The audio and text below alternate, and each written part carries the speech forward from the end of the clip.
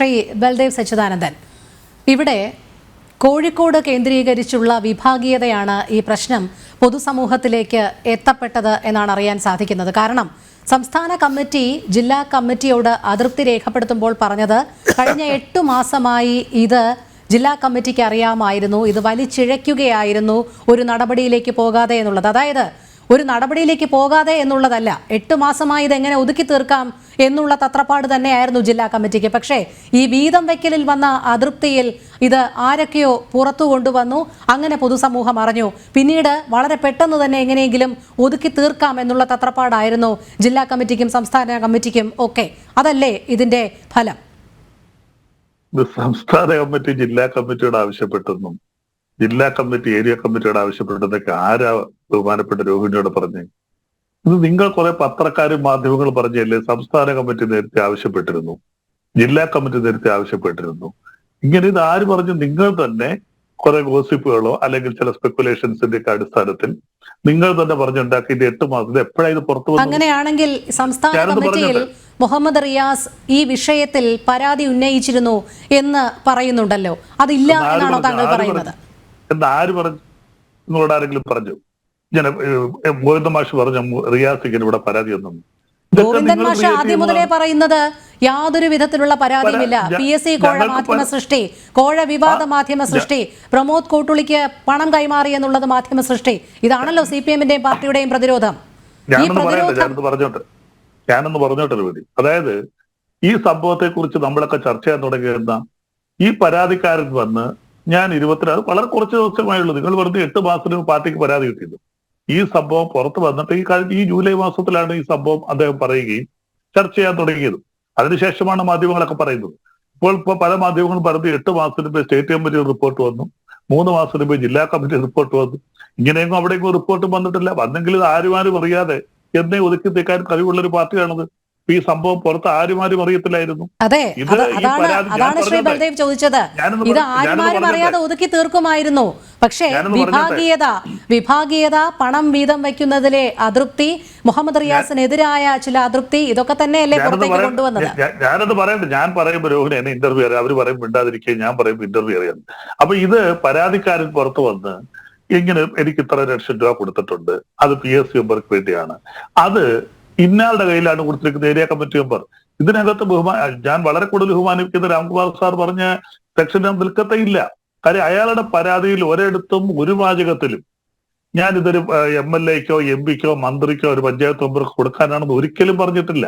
എന്റെ കയ്യിൽ നിന്ന് PSC മെമ്പർ സ്ഥാനം വാങ്ങിച്ചു തരാമെന്നും പറഞ്ഞ് ഏരിയ കമ്മിറ്റി മെമ്പർ 22 ലക്ഷം രൂപ വാങ്ങിച്ചു എന്ന് അയാൾ എന്നും പറഞ്ഞിട്ടുള്ളൂ. പിന്നെ ജോർജ് സാർ ചോദിച്ചതിന് മറുപടി രാംകുമാർ സാറിന് പറഞ്ഞു, പോലീസിന് കേസെടുക്കുന്നതിന് CO മോട്ടോ എപ്പോഴും കേസെടുക്കാം, അതിന് ഒരു പരാതിയും വേണ്ട, ഒരു ഇൻഫർമേഷനും വേണ്ട, അതിനവർക്ക് അന്വേഷിച്ച് അതിന്റെ രീതിയിൽ പോകാം. പിന്നെ ആ PA-യുടെ കാര്യം ഞാൻ ഒരിക്കൽ കൂടെ പറയാം. ഹെൽത്ത് മിനിസ്റ്ററുടെ കേസിനകത്ത് ഡിഫാക്ടോ കംപ്ലൈനന്റ് PA ആയിരുന്നു, അല്ലാതെ പൈസ കൊടുത്ത പരാതിക്കാരിയായിരുന്നില്ല. ആ PA-ക്കെതിരെ PA ജോലി വാങ്ങിച്ചു കൊടുക്കാമെന്ന് പറഞ്ഞ് PA-യുടെ പേര് പറഞ്ഞുകൊണ്ട് പൈസ വാങ്ങിച്ചു എന്ന് പറഞ്ഞ് പരാതി കൊടുത്തത് PA-കാരൻ ആണ്. ആ PA-യുടെ പരാതിയുടെ അടിസ്ഥാനത്തിലാണ് പോലീസ് കേസ് രജിസ്റ്റർ ചെയ്യും. അതിന്റെ ഇടനിലക്കാരായി നിന്നവർക്കെതിരെ നോൺ ബെയിലുള്ള ഒഫൻസിന്റെ കേസെടുത്ത് അവർ ജയിലിൽ പോവുകയും ചെയ്തു. അവിടെ പരാതിക്കാരി അല്ല, അവിടെ പരാതി എന്ന് പറയുന്നത് ഹെൽത്ത് മിനിസ്റ്ററുടെ PA ആയിരുന്നു. അദ്ദേഹത്തെ ഇവിടെ വേണമെങ്കിൽ റിയാസിന്റെ പേര് പറഞ്ഞാൽ റിയാസിന് പരാതി കൊടുക്കാം, അല്ലെങ്കിൽ ഏരിയ സെക്രട്ടറി വാങ്ങിച്ചിട്ടില്ലെങ്കിൽ അദ്ദേഹത്തിന് പരാതി കൊടുക്കാം. ആ കേസ് രണ്ട് ഡിഫറൻറ്റ് ആണ്. അപ്പം ഇവിടെ പ്രശ്നം എന്ന് പറയുന്നത് ഈ സംഭവവുമായി ബന്ധപ്പെട്ട് വളരെ കൂടുതൽ കാര്യങ്ങൾ മാധ്യമങ്ങൾ തന്നെ ചില കഥകൾ സൃഷ്ടിക്കുന്നു. മാധ്യമങ്ങൾ തന്നെ അതിനകത്തൊരു സൊല്യൂഷൻ കണ്ടെത്തുന്നു. മാധ്യമങ്ങൾ തന്നെ അതിന് മറുപടി പറയുന്നു. ഇതിനൊന്നും പാർട്ടി ബാധകമല്ല. ഇതിന് ആദ്യം തന്നെ ഗോവിന്ദ മാഷ് പറഞ്ഞു ഞങ്ങൾക്ക് പരാതി ലഭിച്ചിട്ടില്ല, ജില്ലാ സെക്രട്ടറി പറഞ്ഞു ഞങ്ങൾക്ക് പരാതി ലഭിച്ചിട്ടില്ല. പരാതിക്കാരനും പറയുന്നു ഇന്ന് വരെ പരാതിക്കാരൻ പാർട്ടിയുടെ ഒരു ഘടകത്തിന് ഒരു പരാതി കൊടുത്തിട്ടേ ഇല്ല. കിട്ടാത്ത പരാതി ഒരു പാർട്ടിയും ചർച്ച ചെയ്യാൻ പറ്റത്തില്ല. ഞാൻ ഒരു പാർട്ടിയിൽ പ്രവർത്തിക്കുന്നു, എനിക്കെതിരെ പരാതി ഉണ്ടല്ലോ, എന്റെ പാർട്ടിയിൽ കിട്ടുകയാണെങ്കിലേ പാർട്ടി ചർച്ച ചെയ്യും. പത്രത്തിൽ വരുന്ന വാർത്തയുടെ അടിസ്ഥാനത്തിൽ ഏതെങ്കിലും പാർട്ടി കമ്മിറ്റി ചർച്ച ചെയ്യും? പാർട്ടി കമ്മിറ്റി ചർച്ച ചെയ്യത്തില്ല. പത്രത്തിൽ പരാതികൾ വരാം, അതുപോലെ മാധ്യമങ്ങൾ ഓരോ വാർത്തകൾ വിടാം. ആ വാർത്തകളെല്ലാം എടുത്തു വെച്ച് ചർച്ചയല്ല പാർട്ടിയുടെ ജോലി. പാർട്ടിയുടെ മുന്നിൽ ഒരു പരാതി വന്നാൽ ആ പാർട്ടി അത് ചർച്ച ചെയ്യും. പിന്നെ കോൺഗ്രസ് BJP ഞാൻ നേരത്തെ പറഞ്ഞതുപോലെ പത്രവാർത്ത പിടിച്ചുകൊണ്ട് ചില നേതാക്കന്മാർ അവർക്കെതിരെയൊക്കെ പറയും. പിന്നെ കോഴിക്കോട് വിഭാഗീയത എന്ന് പറഞ്ഞു. ഇതൊക്കെ ആര് പറയുന്നു? കോഴിക്കോട് വിഭാഗീയ പ്രവർത്തനമുണ്ട്. വർഷങ്ങളായിട്ട് കോഴിക്കോട് വിഭാഗീയ പ്രവർത്തനം നടക്കുന്നു. ആ വിഭാഗീയ പ്രവർത്തനത്തിന്റെ ഭാഗമാണ് ഇതൊക്കെ നിങ്ങളുടെ ഒരു സൃഷ്ടിയല്ലേ? അങ്ങനെ വിഭാഗീയ പ്രവർത്തനം ഉണ്ടെങ്കിൽ അവർ പുറത്തു വന്ന് പറയട്ടെ. ഇപ്പോൾ ശ്രീ പ്രമോദ് അദ്ദേഹത്തിനെ പാർട്ടിയിൽ നിന്ന് പുറത്താക്കിയിട്ട് അദ്ദേഹം ഈ പരാതിക്കാരന്റെ വീട്ടിൽ ചെന്ന് അമ്മയുമായി പോയി സത്യാഗ്രഹം ഇരുന്നു. അദ്ദേഹം ഒരു അരമണിക്കൂർ അവിടെ ഇരുന്നു. അത് സത്യാഗ്രഹം നിർത്തി അദ്ദേഹം തിരിച്ചു പോവുകയും ചെയ്തു. ബാക്കി കാര്യങ്ങൾ പിന്നീട് പറയാമെന്ന് പറഞ്ഞു. അദ്ദേഹം പറയട്ടെ. അദ്ദേഹത്തിന് ഇപ്പൊ പാർട്ടിയിൽ യാതൊരു മെമ്പർഷിപ്പ് പോലും ഇല്ല. അദ്ദേഹത്തിന് തുറന്നു പറയാം. ശ്രീ ബൽദേവ്, ഞാനൊന്ന് ഇടപെട്ട് ചോദിക്കുകയാണ്. ഏരിയ കമ്മിറ്റി മെമ്പറായിരുന്നു, CITU ഭാരവാഹിയാണ്. അത്രയധികം സ്വാധീനമുള്ള ഒരു ഏരിയ കമ്മിറ്റി അംഗത്തിന് വളരെ പെട്ടെന്ന് തന്നെ അംഗത്വത്തിൽ നിന്ന് തന്നെ നീക്കി ഒരു നടപടിയിലേക്ക് കടക്കുമ്പോൾ സ്വാഭാവികമായും പ്രമോദ് കോട്ടുളെ ജില്ലാ കമ്മിറ്റിയോട് ചോദിക്കണ്ടേ താൻ എന്ത് തെറ്റാണ് ചെയ്തത് എന്നുള്ളത്?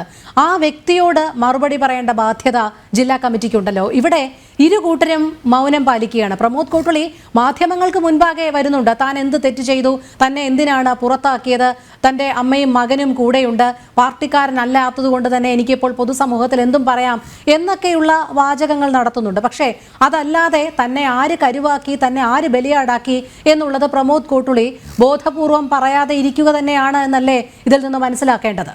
ഇനി അതല്ല, കൃത്യമായ ഒരു നടപടി പാർട്ടി എടുത്തുവെങ്കിൽ ഇന്ന കാര്യങ്ങൾക്കാണ് പ്രമോദ് കോട്ടുള്ളിയെ പാർട്ടി അംഗത്വത്തിൽ നിന്ന് പുറത്താക്കിയിരിക്കുന്നത് എന്ന് പറയാമല്ലോ. അല്ലാതെ എന്തിനാണ് ഈ പരക്കെ പറയുന്നത്?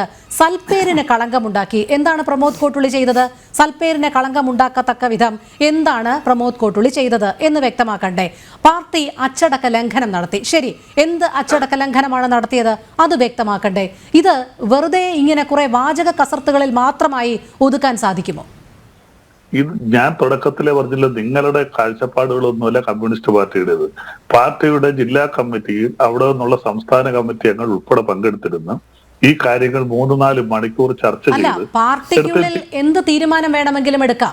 പാർട്ടിയുടെ ആഭ്യന്തര കാര്യമാണെങ്കിൽ അത് എന്ത് തീരുമാനം വേണമെങ്കിലും എടുക്കാം. പക്ഷേ ഇത് PSC പോലെ ഒരു സ്ഥാപനത്തിൽ അംഗത്വം വാഗ്ദാനം ചെയ്ത് ലക്ഷക്കണക്കിന് രൂപ കൈപ്പറ്റുമ്പോൾ അത് പൊതുസമൂഹത്തിന് കൂടി അറിയേണ്ട ബാധ്യതയുണ്ട്.